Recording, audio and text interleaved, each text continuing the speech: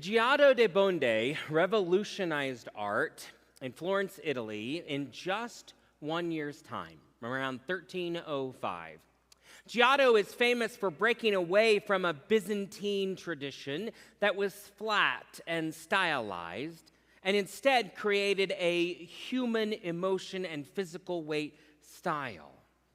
This fresco was painted for the Arena Chapel in Florence, where the walls are covered with paintings depicting every story of Jesus' life.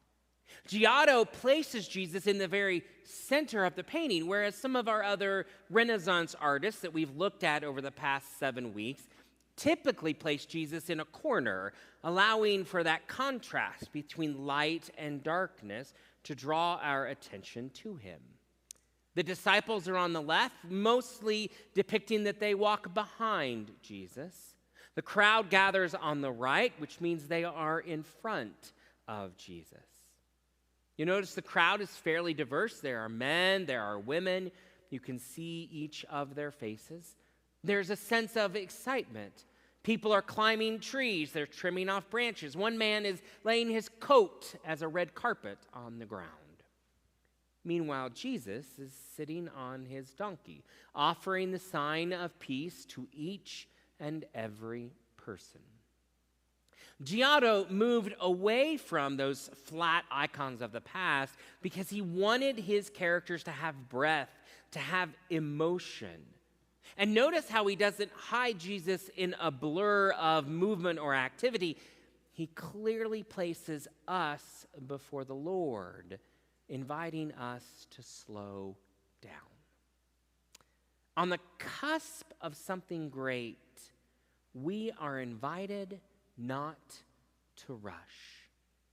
On the cusp of hostility that Jesus will experience when the crowd turns against him, when Jesus faces humiliation and being forced to drag his cross, when he experiences violence by the Roman soldiers and a state-sanctioned death, Jesus' focus is never on himself. Look where his gaze is in the image. It is on the people.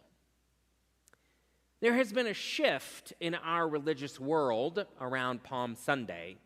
In the middle of the 20th century, you may remember there's Palm Sunday and Good Friday. They are two distinct days with a very different focus. But over the decades of the late 20th century and the early part of the 21st century, the world changed. Less and less people attended Holy Thursday and Good Friday. And so today became known as Palm and Passion Sunday, where we also remember Jesus' death. Our world became too busy to slow down and reflect on the sacrifice of Jesus. Our world focused on moving through Holy Week as quickly as we could to avoid the pain and the gaze of hardship. You cannot jump from Palm Sunday to the celebration of Easter without the contrast of death, abandonment, grief, pain, and loss in between.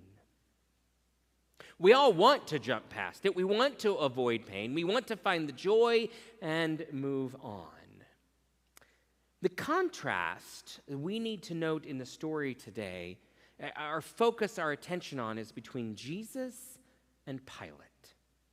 Pilate represents the world. Jesus is focused on the coming kingdom.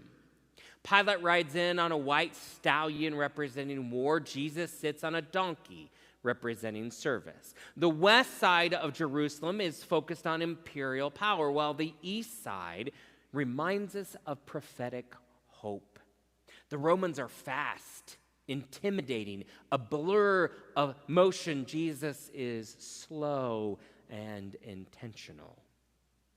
Pilate's goal is compliance. Jesus' goal is connection. There are two contrasting parades that day. One is focused on love and justice and hope, and the other is focused on power and ego and dominion.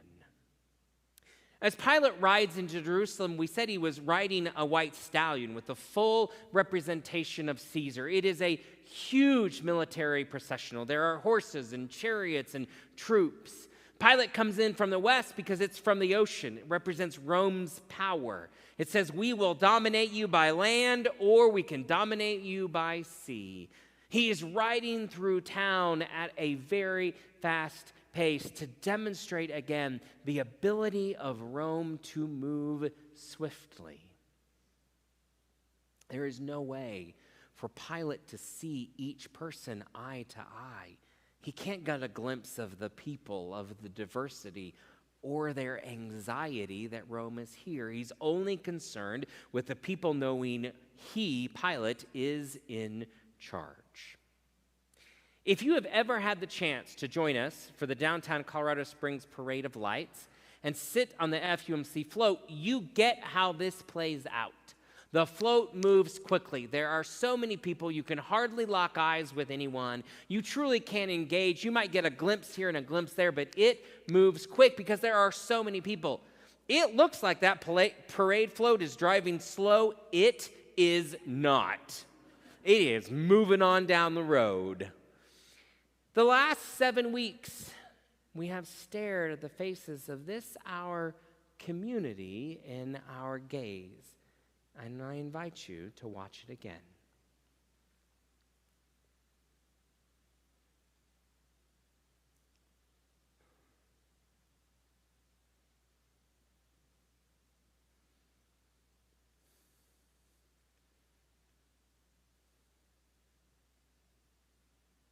"80 people in 20 seconds.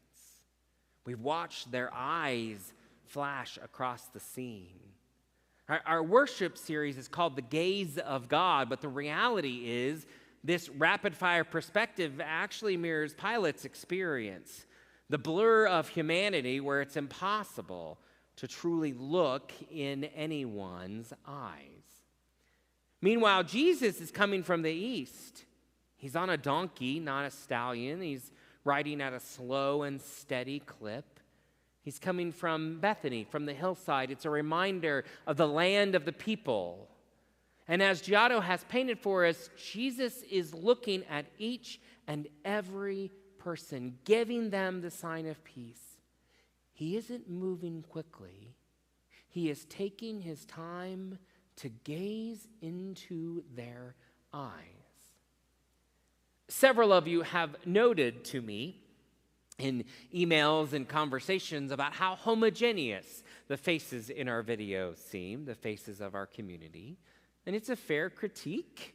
When we look at Giotto's crowd, we see the multitude, right? A chaotic, beautiful diversity of the human family. If we find our gaze is limited to the people who look and vote and live exactly like us, then we really aren't seeing the full kingdom. A community does not become the multitude by accident. It happens when we intentionally invite the other into our field of vision. What Jesus did when he got on the donkey. Jesus' entrance into Jerusalem is often portrayed as this raucous show of adoration, which I think might be the influence of Andrew Lloyd Webber and Jesus Christ Superstar. Jesus rides into town with an invitation to slow down, to find the Jesus way. I invite you to watch those images again. But this time, imagine you're on a dusty road so long ago outside of Jerusalem, and that you see the gaze of Christ by seeing Christ in each other today.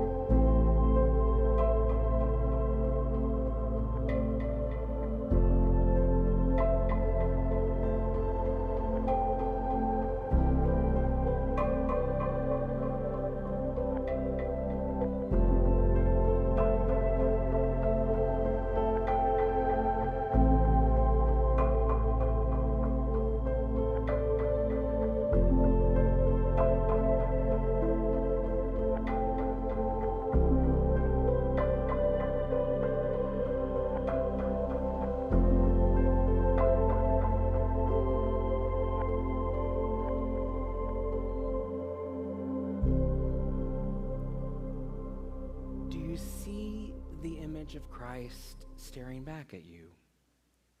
Did you notice the different colors of eyes, different styles of makeup, glasses, piercings? Some of you have some eyebrows that are out of control. We would do well to look at the image of Christ staring back at us and remember the courage of the crowd on the east side of Jerusalem, who were willing to gather for justice, who were willing to claim a place in God's kingdom, who were willing to be vulnerable and look into the eyes of Christ to be seen and to see. These were people who knew they were making Rome and the Jewish leaders nervous. Shouting hosannas is a risk. Those branches of peace will not defend them from the terror of the Roman legion. And nevertheless, they came and they stood witnessed to Christ's gaze. As we enter this Holy Week, don't look away. Don't rush past the grief. This week, may you have the courage to let yourself be seen by Christ and the grace to see Christ in one another.